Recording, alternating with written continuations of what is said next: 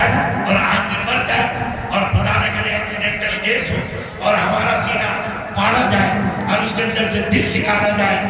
گردے نکالے جائے، آنکھ کے حلقے نکالے جائے، پھر بھی آدمی برا بھلا کہتا ہے، سر ہاتھ اٹھاتا ہے بدلہ لینے کے لیے، بولتا ہے کچھ یا پیر سے لات مارتا ہے؟ نہیں۔ کیوں؟ اس لیے کہ ہم اس کے اندر سے کیا نکل گئے؟ روح نکل گئے۔ تو پتا چلا کہ جب تک روح باقی رہے گی، جب تک غیرت باقی رہے گی، جب تک ایک دوسرے کی محبت باقی رہے گی، جب تک ہماری صفوں میں اتحاد باقی رہے گا، جب تک روح زندہ رہے گی، جب تک ہم آپس میں شیر و شکر بن کر رہیں گے، ایک دوسرے کا درد محسوس کریں گے، اور جب ہمارے اندر سے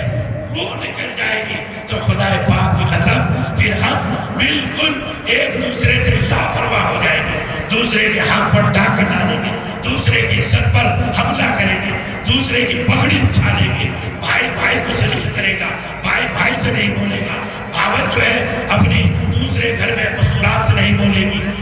نند جو ہے اپنی بھابھی سے بغض رکھے گی، ساس اپنی بہو سے جو ہے اس کو نیچا دکھانے کی کوشش کرے گی، بہو اپنی ساس کی بے حرمتی اور بے احترامی کرے گی۔ یہ سارے کے سارے جو جھگڑے ہمارے سماج میں پیدا ہوئے اور ہمارے گھر جہنم کا ایندھن بن گئے، خدا کی قسم اللہ بچائے، یہ صرف اس وجہ سے کہ ہمارے اندر سے دین کی روح نکل گئی۔ بدن کو اپنے حصوں کے مطابق حمایت میں جب تک استعمال کرتے ہیں اور جب عمل صالح ملے گا تو ہماری بات میں تاثیر بھی پیدا نہیں ہوگی۔ ہمیں اور تدبر قرآن بھی ہمیں نصیب نہیں ہوگا۔ لیکن اللہ کے کلام میں جو آیت مبارکہ آپ کے سامنے پڑھی، آپ بڑی حسنوں کے ساتھ آئے سننے کے لیے، ہمارے ایمان و اسلام سے، ہماری زندگی سے، ہمارے سماج سے، ہمارے معاشرے سے بڑی ساری تفصیل ایسی ہے کہ ایسا لگتا ہے کہ وہ ایک نقطہ، ایک حکمت اللہ نے ان کے ذہن میں ڈالی، انہوں نے کہیں کسی کتاب سے دیکھ کر نہیں، اور اس ایک اکیلے انسان نے 1800 کتاب دی، اور میں پنجاب یونیورسٹی میں گیا کتابوں کی لسٹ لگی ہوئی ہے، وہ لسٹ ہے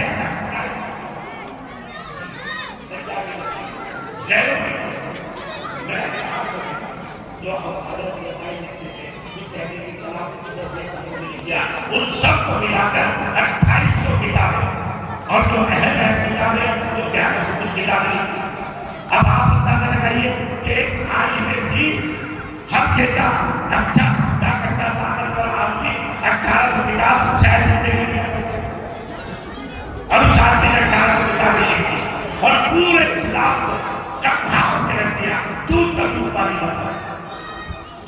کیا وجہ تھی؟ اللہ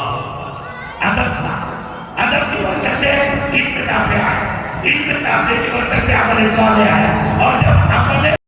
5ویں جگہ کتاب ہے، لیکن جلد سے ایسا معلوم ہوتا ہے جیسے کوئی منڈی لگ رہی ہو جانوروں کو بکنے کی، یا اور کوئی بازار لگ رہا ہو، وہاں معلوم ہی نہیں ہوتا کہ یہاں کا ادب کیا ہے، یہاں آنے والوں کا ادب کیا ہے، بیٹھنے والوں کو کیسے بیٹھنا چاہیے، شریعت کا کیسے احترام کرنا چاہیے۔ ارے اللہ کے بندو، یہ نبی کا گھر ہے، مدارس کو اللہ کے نبی کا گھر کہا گیا، اور مساجد کو بیت اللہ یعنی اللہ کا گھر کہا گیا۔ اب آپ کسی بڑے ہستی کے گھر جائیں، میں آپ کو چونکہ آپ بڑا دنیا کے اعتبار سے سمجھتے ہیں، آپ ڈی ایم صاحب کے یہاں جاتے ہیں ان کے آواز پر ملنے کے لیے، تو کتنے ادب کے ساتھ کھڑے رہتے ہیں، نہ موبائل فون چلاتے ہیں، نہ اسی ادھر ادھر بات کرتے ہیں، نہ ادھر ادھر جو ہے خرید و فروخت میں رکھتے ہیں، نہ اپنی ذاتی معاملات میں رہتے ہیں۔ نہیں صاحب، ڈی ایم صاحب کے یہاں ملاقات کرنے آئے پر ٹیم کے ساتھ بیٹھے۔ ارے اللہ کے بندو، ڈی ایم تو کل تھا، کل نہیں تھا، آج ہے، کل نہیں ہوگا، لیکن وہ ذات جو سراپا اللہ اکبر ساری کائنات کی خالق ہے، مالک ہے، ہمیشہ سے ہمیشہ رہے گی، اس کی نسبت کے تار جس چیز سے بھی جڑ جائے اس کا ہمیں احترام کرنا چاہیے، اور جتنا ادب آئے گا تو اتنا اللہ تبارک و تعالیٰ اس ایمان والے کے اندر علم نافع فرما دے گا۔ یعنی اگر ہم مدرسے کا احترام کریں گے، علماء کا احترام کریں گے، اسٹیج کا احترام کریں گے، یہاں سے ملنے والے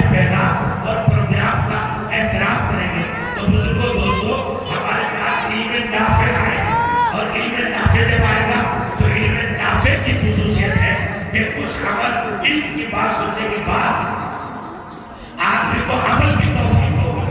اور جس علم پر عمل کی توفیق ہو جائے، اللہ اکبر، وہاں سے آدمی کی مقبولیت کا راستہ طے ہوتا ہے۔ لیکن مصیبت یہ ہے کہ ہمارے پاس جو پہلی سیڑھی ہے ادب، وہی نہیں، اور جب ادب نہیں تو بہت سے علماء طلباء بھی ایسے ہیں کہ جن کے پاس علم ہے لیکن ان کے علم کی ذات ہے